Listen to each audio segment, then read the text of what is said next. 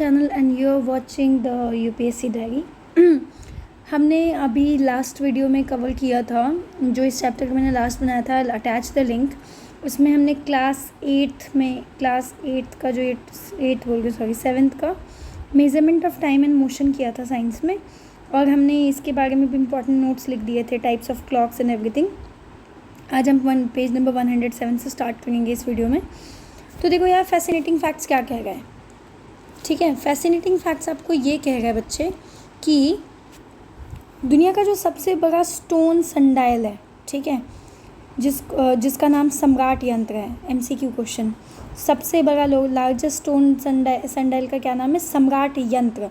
ये 300 साल पहले बना था जंतर मंतर में, जयपुर राजस्थान में। ठीक है, ये एक यूनेस्को का वर्ल्ड हेरिटेज साइट है। ठीक है, यानी यूनेस्को इसको एक वर्ल्ड हेरिटेज साइट कंसिडर करती है, जिसमें कई सारे सेवरल एस्ट्रोनॉमिकल इंस्ट्रूमेंट्स आपको देखने को मिलेंगे।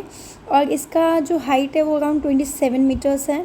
इसकी जो शेडो है इट मूव्स अराउंड 1 मिलीमीटर पर सेकेंड, यानी हर सेकेंड में जिसकी जो छाया है, इसकी जो परछाई है वो 1 मिलीमीटर जो है ना मूव करती है, और गिरती है ये ऑन अ स्केल। ठीक है, किस पे गिरती है? It falls on a scale finally marked to measure time intervals as short as 2 seconds. ठीक है, तो कितना टाइम जो है ये मेज़र करती है? Around 2 seconds. ठीक है, जैसे कोई भी सनडायल होता है ये लोकल और सोलर टाइम जो है मेज़र करती है, requiring a correction to determine IST, मतलब इंडियन स्टैंडर्ड टाइम को इसको देखने के लिए इसको करेक्शंस करनी पड़ेगी। ठीक है, आई hope this much is clear. So technically अगर मैं बहुत आसान शब्दों से आपको समझाऊँ तो ये एक पत्थरों से बनी बहुत बड़ी धूप घड़ी है, दैट इज़ सनडायल, जिसका नाम सम्राट यंत्र था। कुछ 300 ईयर्स पहले राजस्थान के जयपुर शहर में जंतर मंतर जो है वहाँ पे बनाया गया था, and it's a UNESCO world heritage site. ठीक है, इसका जो मतलब हाइट है, ठीक है, वो अराउंड 27 मीटर्स है। ठीक है, और इसकी जो छाया है वो हर सेकेंड में लगभग 1 मिलीमीटर, ठीक है, 1 mm पर सेकेंड फॉल करती है, गिरती है, जिसे 2 सेकेंड तक की जो आपकी हाँ, ये 2 सेकेंड के टाइम इंटरवल्स को जो ये मेज़र कर पाती है। ठीक है, तो ये था। अब इसमें क्या बोल गया? Should we make a simple water clock. तो देखो यार, सिंपल वाटर क्लॉक बनाने के लिए आपको एक ट्रांसपेरेंट प्लास्टिक बॉटल चाहिए, जैसे यहाँ पे दिख रहा है। इसको 2 पार्ट्स में आपको कट कर देना है, जैसे यहाँ पे आपको दिख रहा है। ठीक है, कहाँ से? बीच से आपको काटनी है, एज शोन इन फिगर 8.5 है। ड्राइंग पिन का इस्तेमाल करना है आपको, ये जो नेल भी आप यूज़ कर सकते हो। स्मॉल होल बनाना है in the cap of the bottle. जो अपर पार्ट है बॉटल का उसको उल्टे पोजीशन में रख देनी है, जैसे यहाँ पे रखी हुई है ना, उल्टे पोजीशन में दूसरे बॉटल का। जैसे मान लो ये बॉटल है, तो इस बॉटल में आपको ये बॉटल उल्टी जो है रख देनी है। ठीक है, उसमें अपर पार्ट का जो बॉटल का जो अपर पार्ट है उसमें कलर्ड, ठीक है, या फिर आप सिंपली वाटर से भी आपको फिल कर सकते हो।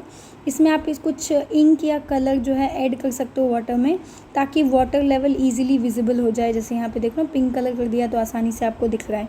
जो वाटर है वो धीरे धीरे करके lower part of the bottle, यानी यहाँ से गिरने लगेगी। इसमें वॉच का इस्तेमाल करके आपको लेवल ऑफ वाटर को मार्क करना है आफ्टर एवरी 1 मिनट। तब तक करना है जब तक वाटर नीचे ना पूरी गिर जाए। आपका वाटर क्लॉक रेडी है। Can you now guess how to use it? Simple है, you have to pour the water, ठीक है, from the lower part back into the top part, and then you have to watch the level of water dripping into the lower part, मतलब गिरते हुए आपको देखना है। Every time it touches a mark made by you 1 more minute has passed. ठीक है, again fascinating facts में देखो क्या कह रहा है। इन एंशेंट इंडिया, यानी प्राचीन भारत में जो टाइम था वो मेज़र किया जाता था with the help of shadow and water clocks. जो अर्लीस्ट रेफरेंस था शेडो बेस्ड टाइम मेजरमेंट का, वो अर्थशास्त्र जो कौटिल्यन लिखी है उसमें आपको देखने को मिलती है। ठीक है, और अर्थशास्त्र वही अराउंड 2nd सेंचुरी से 3rd सेंचुरी कॉमन एरा के आसपास में बनी थी। एक एक्यूरेट एक्सप्रेशन जो होता है टाइम का in terms of the shadow of a vertical stick was given by Varahamihira around 530 common era. जो वाटर क्लॉक है with water flowing out was described in the अर्थ। ऊपर जो आपने देखा था ना, जो वाटर क्लॉक है, जो जिसमें वाटर जो है नीचे की तरफ या बाहर की तरफ गिर रही होती है, वो अर्थशास्त्र में भी डिस्क्राइब किया गया है, जिसको आप उसके बाद सर्दुला कर्णवदना, सर्दुला कर्णवदना, और कुछ अदर टेक्स्ट में भी आपको देखने को मिलेगी।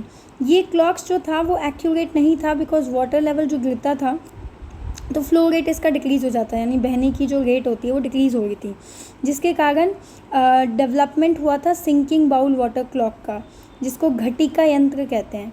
ये आर्यभट्ट ने घटिका यंत्र के बारे में सबसे पहले आर्यभट्ट ने बताया था, और उसके बाद कई सारे एस्ट्रोनॉमिकल टेक्स्ट बाद में, एस्ट्रोनॉमिकल टेक्स्ट जो इन सब चीज़ों के बारे में, टाइम एंड मेजरमेंट के बारे में बात करता है, उसको हम एस्ट्रोनॉमिकल टेक्स्ट कहते हैं, समहाउ रिलेटेड टू एस्ट्रोनॉमी।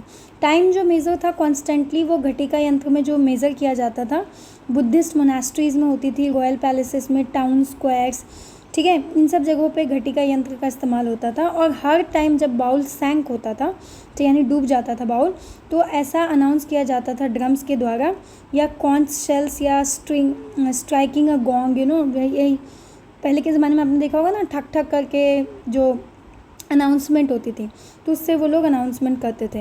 हालांकि जो घटिका यंत्र है वो प्रोग्रेसिवली रिप्लेस्ड हो गया पेंडुलम क्लॉक से। तो that can be a question कि बाय विच क्लॉक घटिका यंत्र was replaced. So it was pendulum clock in the late 19th century and it continue to be use at the religious places for rituals nowadays. क्या है, जैसे जैसे human civilisation advance हुआ, जैसे जैसे मानव सभ्यता का विकास हुआ, और स्पेशली जब लोगों ने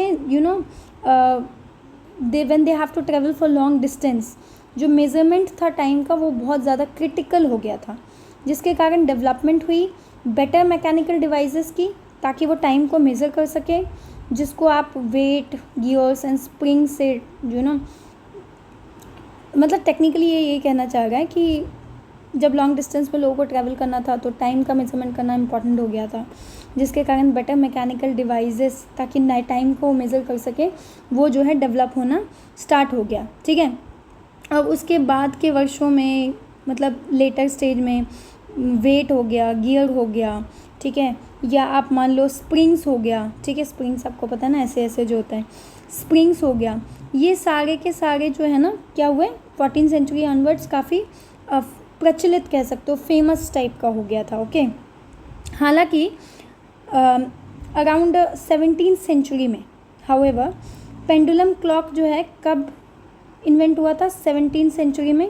ये एक मेजर ब्रेक थ्रू मार्क्ड हुआ इन मैकेनिकल टाइम कीपिंग। ठीक है, यानी समय को नापने के का जो एरिया है उसमें एक जो है एडवांस्ड इन्वेंशन इसको माना गया था। ओके, ये जो पेंडुलम आपको दिख रहा है, अगेन देखो नोआ साइंटिस्ट के बारे में बोल गए। Pendulum clock was invented in 1656 और इसको पेटेंट राइट मिला था 1657 में। अब सवाल आता है पेटेंटेड का मतलब क्या होता है।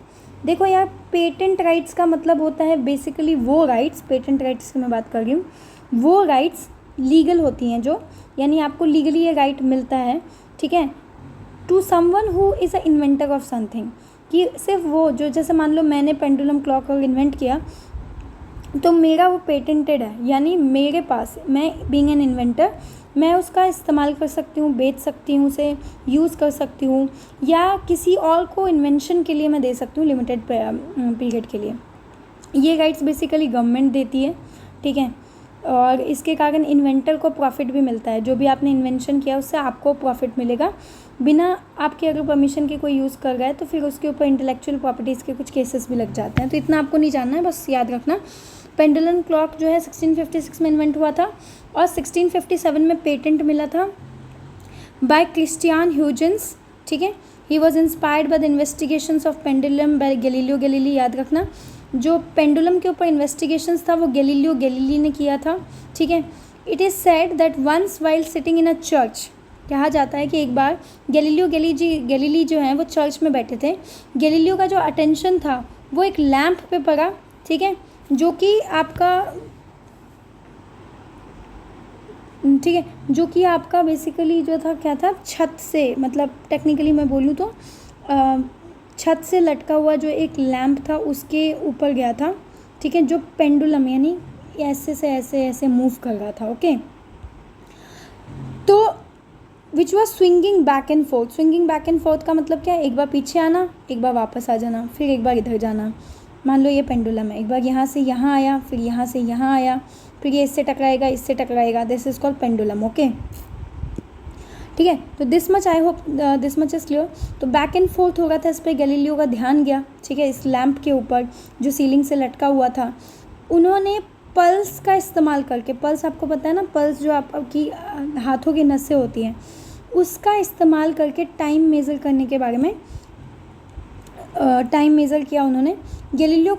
गैलीलियो ने पाया कि जो लैंप है उसको सेम टाइम लगा हर एक स्विंग को करने में, यानी एक स्विंग से दूसरे स्विंग में, एक तरफ से दूसरी तरफ जब वो जा रहा है, ठीक है, वो एक समय, जो उसका जो टाइम लिमिट था वो एक जैसा था, ठीक है।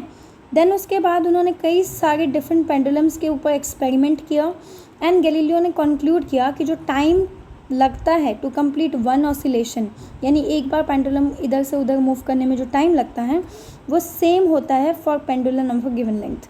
यानी कोई भी आप, ठीक है, कोई भी आप पेंडुलम लोगे, ठीक है, उसको एक ऑसिलेशन करने में जो टाइम लगता है वो हमेशा समान रहता है, सेम टू सेम रहता है। ओके, तो ये हो गया आपका नोआ साइंटिस्ट के बारे में।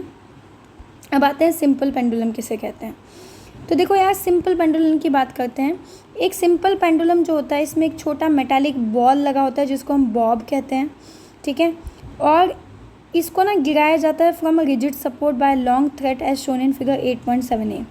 ये देख लो, ये बॉब है, ये एक लंबा सा थ्रेड है, और एक ये रिजिड सपोर्ट है ताकि ये गिरे ना, ठीक है, समझ आ रहा है? आई होप दिस, मतलब टेक्निकली सिंपल पेंडुलम में एक छोटी सी बॉब लगी होती है जो एक लंबे से धागे से, ठीक है, एक रिजिड सपोर्ट के साथ जो है लटकी होती है, जैसा कि आपको 8.7a में देखने को मिल रहा है। अब यहाँ पे देखो क्या कर रहा है, हमने एक एक्टिविटी किया था measurement of length and motion chapter में, जो कि ग्रेड 6 साइंस के टेक्स्ट बुक क्यूरियोसिटी में दिया गया था, जहाँ पे हमने ऑब्जर्व किया कि oscillatory motion of an eraser hung with a thread. मतलब जो ऑसिलेटरी मोशन होता है, एक इरेजर को उस थ्रेड में हंग किया गया था, तो ऑसिलेटरी मोशन जो था उसका सेम टू सेम था। तो क्या ये पेंडुलम उसी के जैसा है? ठीक है, तो अब इसके बारे में आपको क्लास 6 की क्यूरियोसिटी में वीडियो मिल जाएगी, जो टॉपिक ऑलरेडी कवर्ड है, तो वहाँ से आप देख सकते हैं। अभी आपको क्या समझना है कि जो पेंडुलम जब रेस्ट पे रहता है, ठीक है, यानी रेस्ट पोजीशन पे रहता है, यानी अपने मीन पोजीशन पे रहता है, तब जो उसका मीन पोजीशन, यानी ये जो है रेस्ट पोजीशन हो गया, आप कह सकते हो। When the Bob of the pendulum is moved slightly, जब इसको हल्का सा मूव किया जाएगा, ठीक है, वन साइड, एक साइड से पकड़ के दूसरे साइड पे आप जब रिलीज़ करोगे तो ये ऑसिलेटरी मोशन स्टार्ट कर देती है। इसका मोशन पीरियडिक इन नेचर होता है, यानी कि ये अपना पाथ जो है after a fix interval of time में रिपीट करती है। इसको मैं और आसान शब्दों से अगर आपको समझाऊं तो लेट मी एक्सप्लेन इट। तो टेक्निकली इसमें ये कहने की कोशिश कर रहा है, this topic is talking about a pendulum, जैसे कि एक वॉल क्लॉक में लगा होता है, ठीक है, आपने देखा होगा कई सारी घड़ी में ऐसे पेंडुलम लटकी होती है, ठीक है। तो आप क्या कहना है, इमेजिन को, चलो मैं एक एग्जांपल देती हूँ। इमेजिन को जो आपके ओल्ड ग्रैंडफादर जो क्लॉक का इस्तेमाल करते थे, या साइंस लैब में कई बार पेंडुलम आपको देखने मिलेगा। इसमें एक छोटा सा बॉल होता है जिसको हम बॉब कहते हैं। ये पहले लेफ़्ट से राइट को स्विंग करती है, लेफ़्ट, ठीक है, लेफ़्ट से राइट को स्विंग करती है, फिर वापस लेफ़्ट पर स्विंग करती है, ठीक है। यानी इसका क्या मतलब है, जैसे मान लो जब बॉब स्विंग करने लगेगा from middle O to one side A, then to the other side B and back to the middle, यानी कि पहले ये जो है ओ, ये मान लो इससे टकराएगी, ओ से ए पे टकराई, ठीक है, देन उसके बाद ये वापस आके बी से टकराएगी और फिर वापस बी पे, यानी ओ पोजीशन पे आ जाएगी, दैट इज़ मीन पोजीशन। ये स्विंगिंग जो है होते रहता है again and again after the same time inventor, इसीलिए इसको पीरियडिक मोशन कहते हैं। एक स्विंग कंप्लीट करने में, यानी ए से बी, या आप ऐसे मान लो लेफ़्ट से राइट और वापस लेफ़्ट आने में जो टाइम लगता है उसको हम टाइम पीरियडिक कहते हैं, ठीक है, समझ आया। रियल लाइफ एग्जांपल और बताती हूँ, जैसे कि आपने क्लॉक में पेंडुलम देखा होगा, तो वो स्विंग करते रहता है और इक्वल टाइम मेज़र करता है, ठीक है। उसके बाद आपका ये स्विंग इन अ पार्क जो झूला होता है, तो आप जब झूले को एक बार स्विंग करोगे तो आगे जाएगी, फिर वापस बीच में आके फिर पीछे जाएगी, फिर बीच में आएगी, फिर आगे जाएगी। तो ये जो है सिंपली अगर मैं कहूँ तो पेंडुलम एक स्विंग की तरह है या एक क्लॉक के वेट की तरह होता है जो पीछे और आगे आती ही जाती रहती है सेम टाइम पे अगेन एंड अगेन। ठीक है, क्लियर? तो यही इसमें एक्सप्लेन किया हुआ था, that I already explain you. इसके बाद जो नेक्स्ट टॉपिक है वो हम इस चैप्टर के नेक्स्ट पार्ट में करेंगे। Thank you so much for watching.